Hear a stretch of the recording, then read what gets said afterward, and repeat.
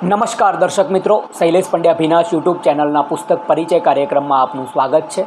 આજે બેન શ્રી ભારતી પ્રજાપતિના સફેદ અંધારું સંગ્રહ વિશે, કાવ્ય સંગ્રહ વિશે વાત કરવી છે. ગુજરાત સાહિત્ય અકાદમીની આર્થિક સહાયથી પ્રકાશિત થયેલો આ સંગ્રહ ભારતીબેન પ્રજાપતિ પોતે પ્રકાશિત કરે છે. આર શેઠમાં એનો વિક્રેતા છે, ત્યાંથી આ પુસ્તક મળી શકે. 150 રૂપિયાનું મૂલ્ય છે અને 2022માં આ પ્રથમ આવૃત્તિ પ્રસિદ્ધ થાય છે. ભારતીબેન જીડીપીએલમાં આવ્યા ત્યારે મને આ સંગ્રહ ભેટ આપ્યો હતો. કવિ શ્રી શૈલેષ પંડ્યા ભીનાશને ભાવપૂર્વક, ભારતી પ્રજાપતિ 4/6/2022.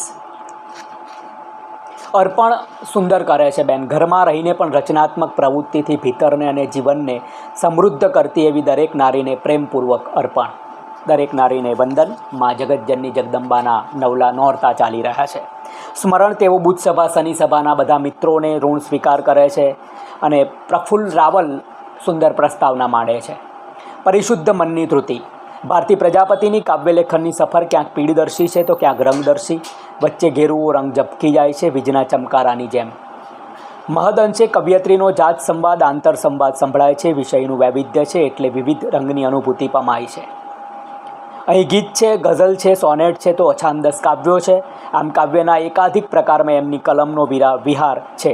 સાંપ્રત સાથે તાલ મેળવવાનો સતુત્ય પ્રયાસ છે. પ્રારંભ ગીતથી કર્યો છે. એ જ કવિયત્રીને વિશેષ ગમતો કાવ્ય પ્રકાર જણાય છે. એમાં જ એમનો વિશેષ સંભળાય છે. વાત વાતનું થાય વતેસર, વાત વાતમાં ચળબળ, કઈ વાતને કહેવી સાચી, કેમ થતી આ ગરબડ.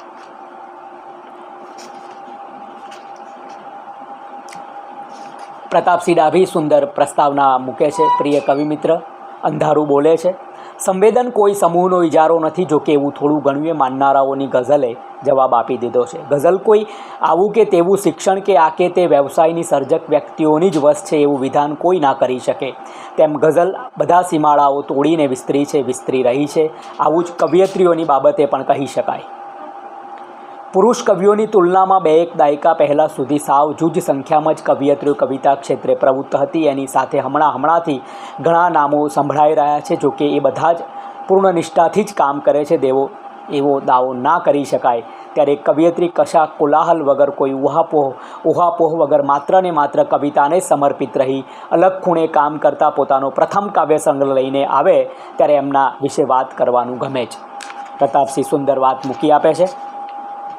કેફિયતમાં બેન કહે છે, આ કાવ્ય સંગ્રહ નહીં પણ સ્વપ્ન હતું મારું, જેણે આજે શબ્દદેહ ધારણ કર્યો અને આપ સૌની સમક્ષ મૂકતા ખૂબ આનંદની લાગણી અનુભવું છું. અહીં મેં મારા ભાવ વિશ્વને ગીત, ગઝલ, સોનેટ અને અછાંદસ પ્રકારમાં પ્રસ્તુત કરવાનો પ્રયાસ કર્યો છે. ભારતીબેનની વાત પછી એમણે ગીત મૂક્યા છે અનુક્રમમાં. પછી ગઝલ છે. ગીત 40 ગીત છે, ગઝલો 25, અછાંદસ 29 અને સોનેટ છે 11. સુંદર કાવ્ય સંગ્રહ દેખાઈ રહ્યો છે. વાતનું વતેસર. વાત વાતનું થાય વતેસર, વાત વાતમાં ચળબળ, કઈ વાતને કહેવી સાચી, કેમ થતી આ ગરબડ. રકમમાં કરો ઉમેરો, થાય બધું એ બમણું, ભરમના સરવાળાનું સાને થાતું શમણું. ભરમના સરવાળાનું શાને થાતું શમણું, ગણવાની આ રીત ખરી પણ ગણતા થાતી ગરબડ, કઈ વાતને કહેવી સાચી, કેમ થતી આ ગરબડ.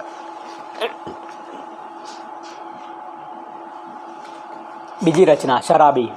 શરાબી આંખનો જો છે નશો, ક્યાંથી ઉતરશે, વળી એકી ટશે પી ગયા બધો, ક્યાંથી ઉતરશે. મળીને હસીને ભરપૂર વરસાદી અદા લઈ, છલકતા દોરનો મારો ખરો ક્યાંથી ઉતરશે.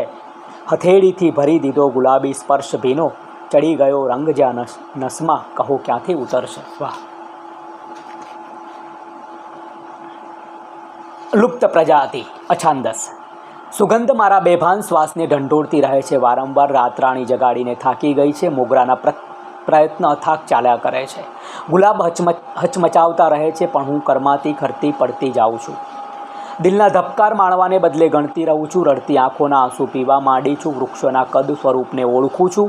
છાંયડો ભૂલી ગઈ છું. દરિયાની વિશેષતા જાણું છું. લહેરોનો રેતનો સરકતો સ્પર્શ ભૂલી ગઈ છું.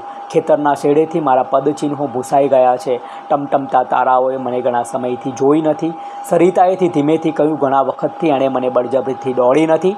છતાં હું બધું જ સરળતાથી સ્વીકારી રહી છું અને મને બધું જ ફાવતું જાય છે. શું હું નામશેષ થવાને આરે છું?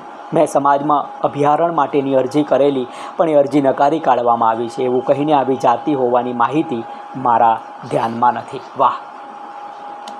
અંતિમ ક્ષણે સોનેટ. કઢંગે તાલે આ મન થરકતું કાળ ચરણે, કદીએ માયાના વળ ચડવાનું અંધ શરણે. અકારી ઈચ્છાઓ ઉર સહજથી જ્યાં ગણગણે, અજાણી રૂપાળી અજબ છલના ત્યાં બળબળે. ઉદાસી હાંફીને છત પર વળી રોજ ભટકે, અધીરી તૃષ્ણાઓ હર પળ બની થોર લટકે. છકેલો ખાલીપો અઢળક હતો બંધ લમણે, હવે એ જાગે છે અચરજ ભરી આજ મમણે. વાહ! દર્શક મિત્રો, ભારતીબેન પ્રજાપતિ વાસંતી છેલ્લા પૃષ્ઠ પરની વાંચીએ કવિતા. વાસંતી સપનાથી અજાણ અમે બંને, હું અને કચ્છનું રણ, અમારી લીલાછમ પ્યાસ માટે છે મૃગજળની પરબો. મેં દાબી દીધા હાથ મારી આંખો પર, ત્યાં જ રણ બોલી ઉઠ્યું, આંખોનો ખોલે કે બંધ કરે નહીં પડે ફરક કોઈ, કાયમ હોય છે આપણા બંનેની આંખમાં સફેદ અંધારું. વાહ!